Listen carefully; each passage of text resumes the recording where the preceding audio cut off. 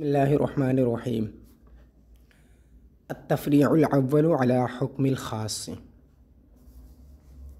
خاص کے حکم پر پہلی تفریع، یعنی ابھی انہوں نے جو خاص کی تعریف کی اور اس کے بعد جو خاص کا حکم بیان کیا کہ خاص کا حکم یہ ہے کہ وہ قطعی ہوتا ہے اور اس کے اندر غیر کا احتمال نہیں ہوتا ہے، اور یہ کہ خاص بیان کا احتمال نہیں رکھتا ہے۔ یہ جو حکم اس کا بیان کیا ہے، اب اسی حکم کے مطابق مسائل بیان کریں گے، یعنی وہ مسائل جو اس حکم کے پیش نظر مستنبط کیے گئے ہیں، ٹھیک ہے، جو فقہائے کرام نے جو مسائل ان اصول کے اس اصل کے تحت نکالے ہیں، ان مسائل کو یہاں سے بیان کریں گے۔ تو یہ کہہ رہے ہیں التفریع الاول علی حکم الخاص، خاص کے حکم پر پہلی تفریع، یعنی پہلا ایسا مسئلہ جو خاص کے اصول کے پیش نظر مستنبط کیا گیا ہے۔ کہہ رہے ہیں فلا يجوز الحاق التعدیل بامر الرکوع والسجود علی سبیل الفرض، یہ متن کی عبارت ہے۔ لہٰذا تعدیل ارکان کو رکوع اور سجود کے امر کے ساتھ فرض کے طور پر ملحق کرنا جائز نہیں ہے، یعنی چونکہ خاص جو ہے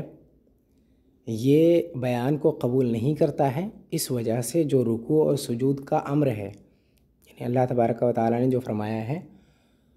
ارکعوا واسجدوا، یہ جو امر ہے اس کے ساتھ ساتھ تعدیل ارکان کو ملحق کرنا، یعنی جس طرح یہ فرض ہیں اسی طور پر تعدیل ارکان کو بھی فرض قرار دینا جائز نہیں ہے۔ فرض کے طور پر ان کے ساتھ ساتھ تعدیل ارکان کو ملحق کرنا، ان کو بھی ملا دینا، یہ جائز نہیں ہے۔ یہ اس کی عبارت کی تشریح ہے۔ شروع فی تفریعات مختلف فیہا بیننا و بین الشافعی علی ما ذکر من حکم الخاص، یہ اب یہاں سے ان تفریعات کا بیان شروع ہے، یا ان تفریعات کا بیان شروع ہو رہا ہے جو تفریعات ہمارے اور شوافع کے درمیان، یا امام شافعی علیہ رحمہ کے درمیان مختلف فی ہیں، اسی بنیاد پر جو بیان کیا گیا کہ خاص کا حکم بیان کیا گیا اسی بنیاد پر، یعنی اب یہاں سے جو ابھی انہوں نے پیچھے خاص کا ایک حکم بیان کیا ہے، اس حکم کے پیش نظر یا اس حکم کے بعد اب جو اس حکم پر مسائل متفرع ہو رہے ہیں جن میں ہمارا اور شوافع کا اختلاف ہے، تو انہی مسائل کو یہاں سے ذکر کرنا شروع کریں، کیونکہ ہمارے درمیان خاص بیان کا احتمال نہیں رکھتا ہے، اور امام شافعی علیہ رحمہ کے ہمارے نزدیک خاص بیان کا احتمال نہیں رکھتا ہے، لیکن امام شافعی کے نزدیک خاص بیان کا احتمال رکھتا ہے۔ لہٰذا اب جو بھی مسئلہ ہمارے اس اصول کے تحت ہوگا وہ مختلف ہی ہو جائے گا، کیونکہ ان کے یہاں خاص بیان کا احتمال رکھتا ہے اور ہمارے یہاں نہیں رکھتا ہے۔ تو وہ اگر چاہیں تو جو کلام اللہ کا خاص ہے اس کا بیان کسی حدیث شریف وغیرہ سے کر سکتے ہیں، تو اس حدیث شریف کی وجہ سے اس کے ساتھ وہ کسی کو ملحق کر سکتے ہیں، لیکن ہمارے یہاں ایسا نہیں ہے۔ تو وہی کہہ رہے ہیں کہ وہ مسائل ہمارے اور امام شافعی علیہ رحمہ کے درمیان مختلف ہی ہوں گے۔ یہ تو انہوں نے ایسے ذکر کر دیا ہے، ورنہ ضروری نہیں کہ صرف امام شافعی اور ہمارا یہ اختلاف ہو۔ بہرحال اب یہاں سے ان تفریعات کو بیان کرنا شروع کر رہے ہیں جو تفریعات ہمارے اور امام شافعی علیہ رحمہ کے درمیان مختلف ہی ہے، اور مختلف ہی ہونے کی وجہ کیا ہے؟ کیونکہ خاص کا حکم ہے، یعنی خاص کا حکم ہی ہمارے اور ان کے درمیان مختلف ہی ہے، اسی وجہ سے جو خاص کے حکم پر مسائل متفرع ہوں گے وہ بھی ہمارے اور ان کے درمیان مختلف ہی ہوں گے۔ یعنی اذا كان الخاص لا يحتمل البیان لكونه بینا لنفسه لا يجوز الحاق تعدیل الارکان، جب خاص بیان کا احتمال نہیں رکھتا ہے خود بین ہونے کی وجہ سے، یعنی خاص چونکہ خود بخود بین ہوتا ہے، ظاہر ہوتا ہے، واضح ہوتا ہے، اس وجہ سے خاص اب الگ سے بیان کا محتاج نہیں ہے، بیان توضیح یا بیان تفسیر کا محتاج نہیں ہے، کیونکہ بیان تفسیر یا بیان توضیح وضاحت کے لیے آتے ہیں اور خاص خود ہی واضح ہوتا ہے۔ اس لیے جب خاص بیان کا احتمال نہیں رکھتا ہے، لہٰذا تعدیل ارکان کو ملحق کرنا جائز نہیں ہوگا۔ کس کے ساتھ؟ ابھی بیچ میں یہ ایک جملہ جو ہے یہاں سے سجدتین تک اس کو چھوڑ دیجئے۔ لا یجوز الحاق تعدیل الارکان بامر الرکوع والسجود، تعدیل ارکان کو ملحق کرنا امر رکوع اور سجود کے ساتھ، رکوع اور سجود کا جو امر آیا ہے، جو حکم اللہ تبارک و تعالیٰ نے دیا ہے، اس حکم کے ساتھ تعدیل ارکان کو ملحق کرنا جائز نہیں ہوگا، جو کہ اللہ تبارک و تعالیٰ کا قول، یعنی امر رکوع اور سجود کا جو امر ہے، جو اس کا حکم دیا گیا ہے، وہ اللہ تبارک و تعالیٰ کا یہ قول ہے، ارکعوا واسجدوا، رکوع کرو اور سجدے کرو، فرض کے طور پر ان کے ساتھ اس کو ملحق کرنا یہ جائز نہیں ہوگا۔ اب بیچ میں یہ دیکھ لیجئے، تعدیل ارکان کے بیچ میں انہوں نے تعریف کر دی کہ تعدیل ارکان کیا ہے۔ کہہ رہے وَهُوَ الطَّمَأْنِينَةُ فِي الرُّكُوعِ وَالسُّجُودِ، یہ رکوع اور سجود، والقومتی فی الرکوع والسجود والقومتی بعد الرکوع والجلسۃ بین السجدتین، اطمینان حاصل کرنا ہے رکوع میں، سجود میں، قومے میں، رکوع کے بعد قومے میں، اور دو سجدوں کے درمیان جلسے کے اندر، یعنی رکوع اور سجود اور قومہ اور جلسہ، یہ جو ارکان ہے، ان ارکان کو اس طرح سے کرنا کہ اطمینان حاصل ہو جائے، ٹھیک ہے؟ یعنی جب کھڑے ہونا، رکوع کرنے کے بعد جب کھڑے ہونا تو بالکل سیدھا کھڑا ہو جانا، یہاں تک کہ مطلب جو اعضاء ہیں اپنی جگہ پر درست ہو جائیں۔ پھر اس کے بعد جب جلسہ کرنا، یعنی دو سجدوں کے درمیان بیٹھنا، تو درست بالکل سیدھے بیٹھ جانا، یہاں تک کہ مطلب جسم کے اعضاء اپنی جگہ پر درست ہو جائیں۔ یہ نہیں کہ مطلب ایک سجدے سے اٹھے نہیں اور سیدھے بیٹھے نہیں، اس سے پہلے ہی دوسرے سجدے میں چلے گئے۔ ایسے ہی رکوع اور سجود وغیرہ ہے، رکوع کرنا تو اطمینان سے کرنا کہ پیٹھ بالکل سیدھی ہو جائے، ایسے ہی سجدہ کرنا تو سجدے بھی اطمینان سے کرنا۔ یہ سب چیزیں جو ہیں، یہ جو اطمینان کے ساتھ رکن کو کرنا ہے، اسی کو تعدیل ارکان بولتے ہیں، کہ ہر رکن کو بالکل اطمینان سے کرنا۔ تو کہہ رہے ہیں کہ یہ تعدیل ارکان، یعنی ارکان کو اطمینان سے کرنا، یہ رکوع و سجود کا جو اللہ تبارک و تعالیٰ نے حکم دیا ہے، ارکعوا واسجدوا، اس کے ساتھ اس کو ملحق کرنا جائز نہیں ہوگا فرض کے طور پر۔ کیوں؟ کیونکہ ارکعوا اور اسجدوا جو ہے یہ خاص ہیں، خاص الفاظ ہیں دونوں، ارکعوا اور اسجدوا دونوں خاص ہیں۔ ارکعوا کا مطلب یہ ہے کہ قیام کی حالت سے جھکنا، قیام کھڑے کھڑے ہو کر کوئی جھک جائے تو پھر اس کو بولتے ہیں رکوع کرنا، اور خاص کا یہی معنی ہے کہ کھڑے ہو کر کے جھکنا۔ اس کے اندر یہ کہ مطلب بالکل اطمینان کے ساتھ جھکنا، اگر کوئی اطمینان کے ساتھ جھکے تبھی رکوع ہو، ایسا نہیں ہے، ٹھیک ہے؟ کیونکہ خاص کا جو معنی ہے وہ محض جھکنا ہے، ٹھیک؟ اگر کوئی جھکا اور اعضاء بالکل درست نہیں ہوئے تب بھی یہ ضروری نہیں ہے۔ ایسے ہی اسجدوا جو ہے وہ سجدہ ہے، سجدے کرنا، تو سجدے کرنے کے اندر صرف پیشانی زمین پر رکھنے کا نام سجدہ کرنا ہے، یہ نہیں ہے کہ بالکل اطمینان ہو جائے تبھی وہ سجدہ ہو۔ اور خاص کا جو معنی ہے وہ محض اس کا اتنا ہی ہے کہ پیشانی کو وہ زمین پر رکھ دے، ٹھیک؟ تو اب جب ان کے معنی رکوع اور سجود یہ دونوں خاص ہیں اور ان کے معنی اتنے ہی ہیں کہ جھکنا اور پیشانی کو زمین پر رکھ دینا، تو اب اس معنی پر اور اضافہ کرنا، ٹھیک ہے، کسی حدیث شریف کی وجہ سے، خبر واحد وغیرہ سے، یہ جائز نہیں ہوگا، کیونکہ خاص جو ہوتا ہے یہ بین ہوتا ہے، یہ بیان تفسیر، اس کو بیان تفسیر کی ضرورت نہیں پڑتی ہے، نہ بیان توضیح کی ضرورت پڑتی ہے۔ اور جو حدیث آپ اس کے ساتھ ملحق کریں گے، تعدیل ارکان اس کے حدیث شریف کی وجہ سے اس میں تعدیل ارکان کو اس کے ساتھ ملحق کریں گے، تو ملحق کرنا اسی طور پر ہوگا کہ رکوع اور سجود کی جو ہے وہ تفسیر ہوگی اس سے، کہ رکوع اور سجود تو کرنا ہے لیکن کس طرح کرنا ہے، اطمینان کے ساتھ کرنا ہے، تو یہ اس کی تفسیر ہوگی، اور خاص تفسیر کا احتمال نہیں رکھتا ہے، لہٰذا اس کو اس کے ساتھ ملحق کرنا جائز نہیں ہوگا اس حدیث کی وجہ سے۔ وہی کہہ رہے ہیں کہ لا يجوز الحاق تعدیل الارکان، تعدیل ارکان کو ملحق کرنا جائز نہیں ہوگا، کیوں؟ کیونکہ خاص بیان کا احتمال نہیں رکھتا ہے خود بین ہونے کی وجہ سے، ٹھیک ہے؟ اور تعدیل ارکان کو امر رکوع اور سجود کے ساتھ ملحق کرنا یہ اس کا بیان بنا کر ہی ہو سکتا ہے۔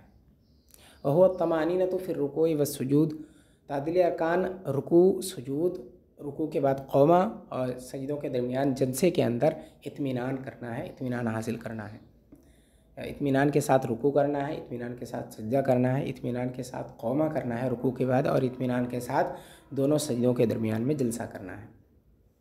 بیٹھنا ہے۔ لا يجوز الحاق تعدیل ارکان بامر الرکوع والسجود، امر رکوع اور سجود کے ساتھ تعدیل ارکان کو ملحق کرنا جائز نہیں ہے۔ وهو قوله تعالیٰ، جو امر رکوع اور سجود ہے وہ اللہ تبارک و تعالیٰ کا یہ قول ہے، ارکعوا واسجدوا،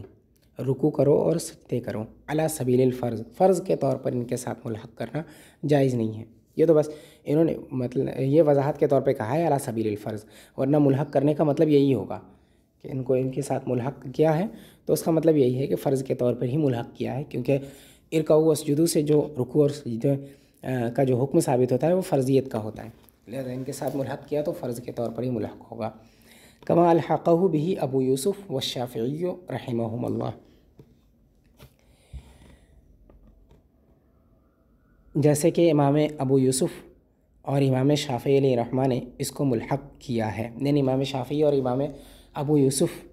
علیہ الرحمہ نے رکوع اور سجود کے ساتھ ساتھ تعدیل ارکان کو بھی فرض قرار دیا ہے۔ وہ بیان ہوں، اس کی وضاحت یہ ہے، تفصیل اس کی یہ ہے، اب یہ جو انہوں نے اجمالاً جو چیز بیان کی ہے اسی کی تفصیل کر رہے ہیں کہ ان الشافعی یقول تعدیل الارکان فی الرکوع والسجود فرض لحدیث اعرابی خفف فی الصلاة فقال له علیہ السلام قم فصلی فإنک لم تصلی ہکذا قالہ ثلاثا۔ اس کا بیان یہ ہے کہ امام شافعی علیہ رحمۃ والرضوان نے فرمایا کہ تعدیل ارکان رکوع اور سجود کے اندر فرض ہیں، کیوں؟ وہ اس اعرابی کے حدیث کی وجہ سے جنہوں نے نماز میں تخفیف کی، اور تو ان سے نبی کریم صلی اللہ تعالیٰ علیہ وسلم نے فرمایا قم فصلی، جاؤ نماز پڑھو، فإنک لم تصلی، یعنی دوبارہ نماز پڑھو کیونکہ تم نے نماز نہیں پڑھی، ہکذا قالہ ثلاثا، 3 مرتبہ حضور نے ایسے ہی فرمایا، یعنی 3 مرتبہ ان اعرابی نے 3 مرتبہ نماز پڑھی اور تینوں مرتبہ حضور نے یہ فرمایا۔ ابھی نیچے دیکھ لیجئے، پوری حدیث نیچے ہے تفصیل کے ساتھ۔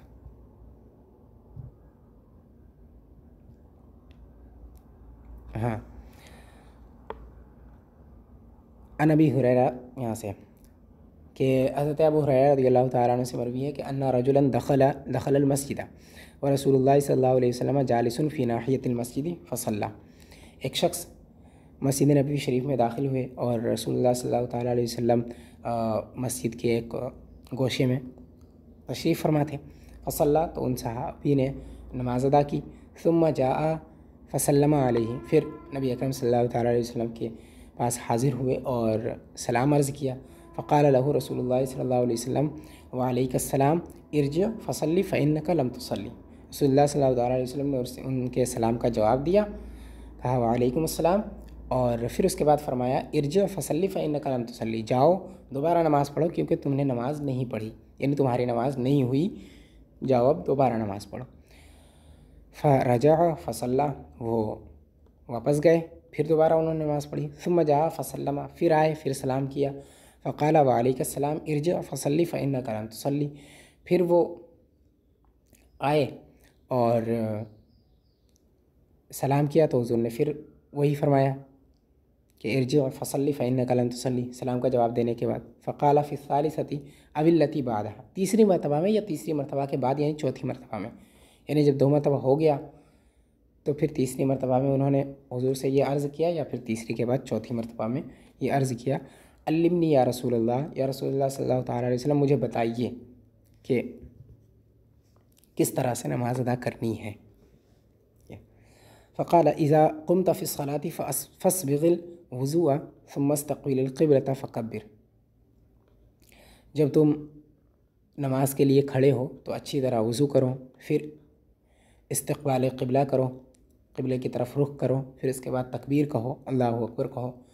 ثم اقرأ ما تیسر معک من القرآن، پھر اس کے بعد قرآن شریف سے جو بھی تمہیں آسان لگے اس کی قرأت کرو، ثم ارکع حتی تطمئن راکعا، پھر اس کے بعد تم رکوع کرو یہاں تک کہ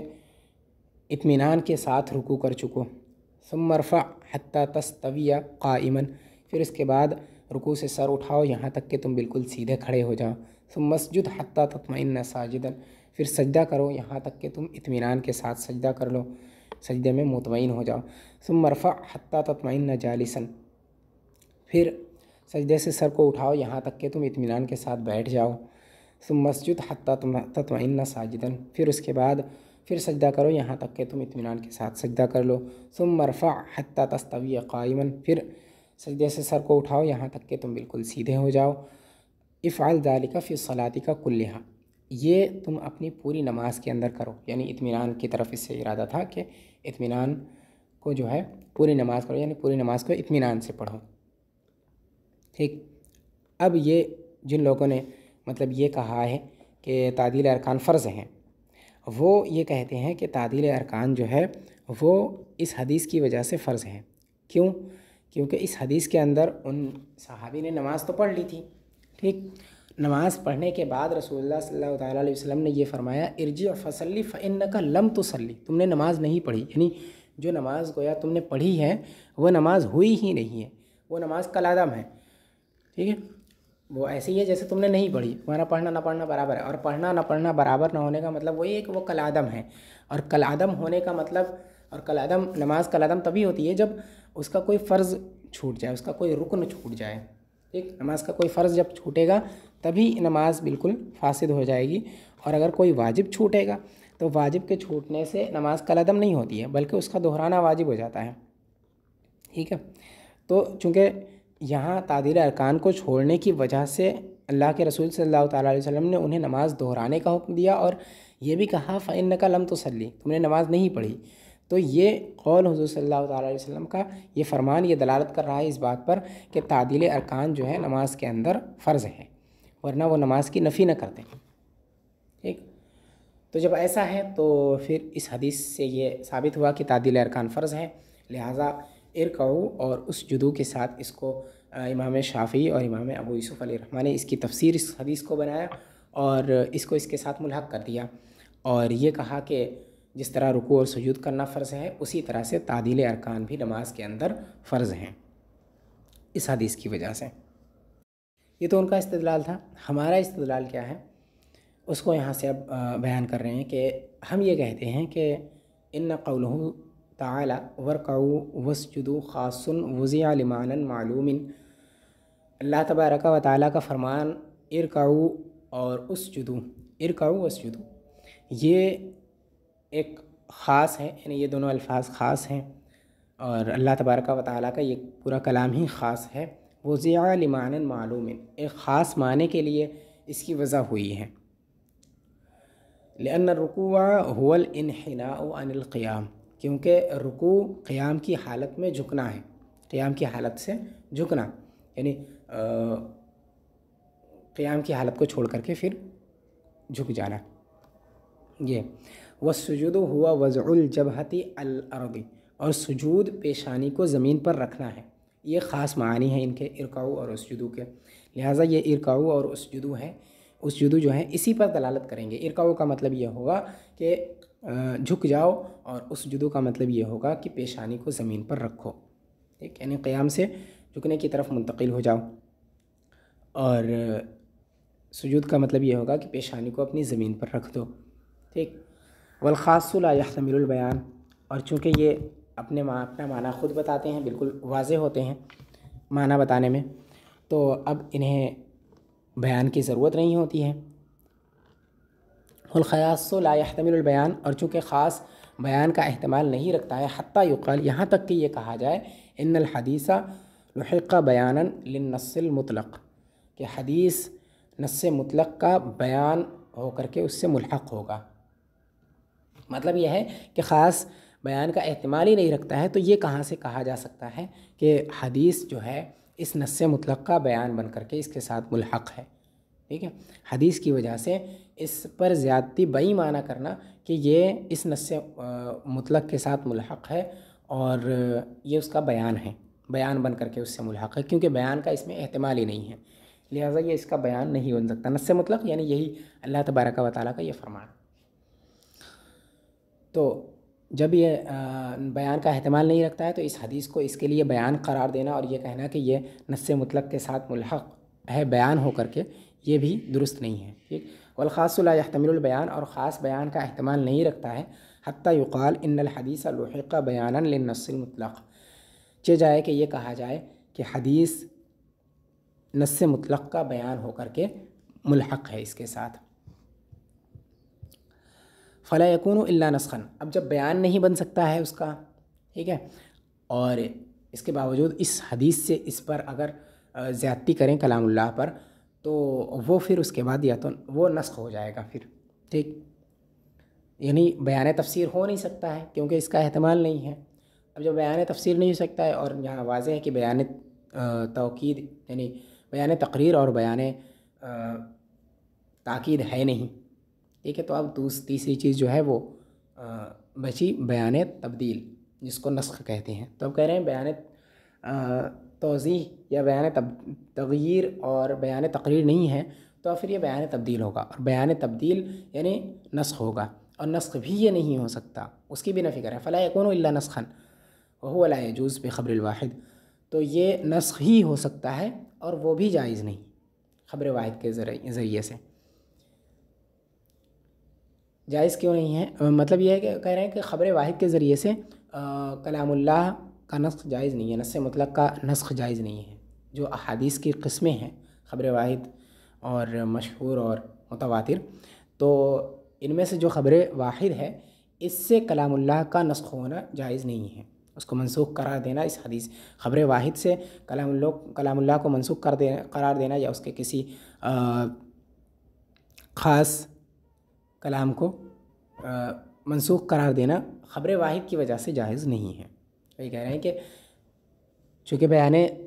تفسیر نہیں ہو سکتا ہے لہٰذا بیان تبدیل ہی ہوگا، اور بیان تبدیل ہوگا تو یہ نسخ ہوگا، اور نسخ بھی یہاں پر جائز نہیں ہے، کیونکہ جو حدیث ذکر کی ہے حدیث اعرابی، وہ حدیث اعرابی خبر واحد ہے، اور خبر واحد کے ذریعے سے کلام اللہ پر زیادتی جائز نہیں ہے، یعنی اس کا نسخ جائز نہیں ہے۔ اب جو نسخ بھی جائز نہیں ہے تو اب یہ معاملہ پیش آئے گا کہ اب اس حدیث کو چھوڑنے کا مطلب یہ ہے کہ اس حدیث کو اب چھوڑ دیا جائے، یہ ہونا چاہیے، ٹھیک ہے، یا تو اس حدیث کو چھوڑ دیں یا پھر اس کا کوئی اور معنی ہم بیان کریں۔ اب دیکھیے کیا کہہ رہے ہیں، فَيَنبَغِي أَن تُرَاعَ منزلۃ کل من الکتاب والسنۃ، ان تراعی منزلۃ کل من الکتاب والسنۃ، تو مناسب یہ ہے کہ کتاب و سنت میں سے ہر ایک کی منزلت کا، ہر ایک کے مرتبے کی رعایت کی جائے۔ وما ثبت بالکتاب یکون فرضا لانہ قطعی، لہذا جو کتاب اللہ سے ثابت ہے اس کو فرض قرار دیں گے کیونکہ وہ قطعی ہے۔ وما ثبت بالسنت یکون واجبا، اور جو سنت سے ثابت ہے اس کو وہ واجب ہوگا کیونکہ وہ ظنی ہے، یعنی چونکہ یہ حدیث اس کے ساتھ ملحق نہیں ہو سکتا ہے، اس امر رکوع اور سجود کے ساتھ، کیونکہ اگر ملحق ہوگا تو دو ہی صورتیں ہو سکتی ہیں، یا تو وہ بیان تفسیر ہوگا یا پھر وہ نسخ ہوگا۔ بیان تفسیر ہو نہیں سکتا ہے کیونکہ اصول یہ ہے کہ خاص کے ساتھ خاص بیان کا محتاج نہیں ہوتا ہے، خاص بیان تفسیر کا محتاج نہیں ہوتا ہے، ٹھیک ہے۔ اب جب خاص بیان تفسیر کا محتاج نہیں ہوتا ہے لہٰذا یہ حدیث جو ہے وہ اس کا بیان تفسیر نہیں بن سکتی ہے، ٹھیک۔ دوسری صورت بچی کہ یا تو نسخ ہو، یعنی اس حدیث کی وجہ سے وہ آیت منسوخ ہو، اور یہ بھی جائز نہیں کیونکہ جو آیت ہے وہ جو حدیث ہے یہ خبر واحد ہے، اور خبر واحد کے ذریعے سے کلام اللہ کا نسخ جائز نہیں ہے۔ جب یہ دونوں ہی چیزیں نہیں ہو سکتی ہیں تو اب ان دونوں کو ملحق کرنا یہ جائز نہیں ہوگا، ہر ایک اپنی اپنی جگہ پر ہیں، ٹھیک۔ اور چونکہ کتاب اللہ جو ہے یہ نص قطعی ہے، اور نص قطعی سے جو ثابت ہوتا ہے وہ فرض ہوتا ہے، اگر ہم اس کو فرض قرار دیتے ہیں ارقاء و سجود کے ذریعے سے اس کو فرض قرار دیں، پھر اس کے بعد جو حدیث ہے اس سے بھی اس کو فرض قرار دیں تعدیل ارکان کو، تو یہ بھی اس کے ساتھ ملحق کرنا ہی ہو جائے گا، یا پھر اس کو اسی کی منزل میں اتارنا ہو جائے گا، حالانکہ خبر واحد جو ہے یہ اس کا مرتبہ اس سے کم تر ہے۔ تو وہی کہہ رہے ہیں کہ ہر ایک کی منزلت کا ہم اعتبار کریں گے، یعنی ہر ایک کے مرتبے کا اعتبار کریں گے، جس کا جو مرتبہ ہے اسی مرتبے کا حکم اس سے ہم ثابت کریں گے، اور ہر ایک سے علیحدہ علیحدہ حکم ثابت کریں گے، یہ نہیں کہ ایک کو دوسرے کے ساتھ ملحق کر دیں گے۔ وہی کہہ رہے ہیں کہ چونکہ نص مطلق جو ہے یہ قطعی ہے اور اس سے جو حکم ثابت ہوگا وہ قطعی ہوگا، ٹھیک ہے. اور فرض جو ہے یہ نص قطعی سے ہی ثابت ہوتا ہے، ضنی سے ثابت نہیں ہو سکتا ہے. اس وجہ سے جو نص قطعی سے یعنی کلام اللہ سے جو ارکعوا واسجدوا کا جو حکم دیا گیا ہے اس کو ہم فرض قرار دیں گے، کیونکہ یہ نص قطعی ہے اور اس سے فرضیت کا ثبوت اسی سے ہوتا ہے، لہٰذا ہم اس کو فرض قرار دیں گے. اور جو سنت سے یعنی حدیث نبوی سے، خبر واحد سے جو حکم ثابت ہوا ہے یعنی تعدیل ارکان، اس کو ہم واجب قرار دیں گے. کیوں؟ کیونکہ یہ خبر واحد ضنی ہوتا ہے اور ضنی سے وجوب کا وہ فرض کا ثبوت نہیں ہوتا ہے اور واجب کا ثبوت ہو سکتا ہے. اسی وجہ سے ہم تعدیل ارکان کو چونکہ خبر واحد سے ثابت ہے، اس وجہ سے اس کو ہم واجب قرار دیں گے تعدیل ارکان کو، کیونکہ یہ خبر واحد جو ہے وہ ضنی ہوتا ہے. تو پورے سبق میں بس یہ ہے ایک مسئلے کی تفریع کی ہے، اسی اصول کے پیش نظر مسئلہ اسی اصول کے پیش نظر اس کی تفریع کی ہے، اور وہ یہ ہے کہ نماز کے اندر تعدیل ارکان ہم احناف کے یہاں فرض نہیں ہے بلکہ واجب ہے، اور امام شافعی اور امام ابو یوسف علیہ الرحمہ کے نزدیک نماز میں تعدیل ارکان فرض ہیں. ان کی دلیل یہ ہے کہ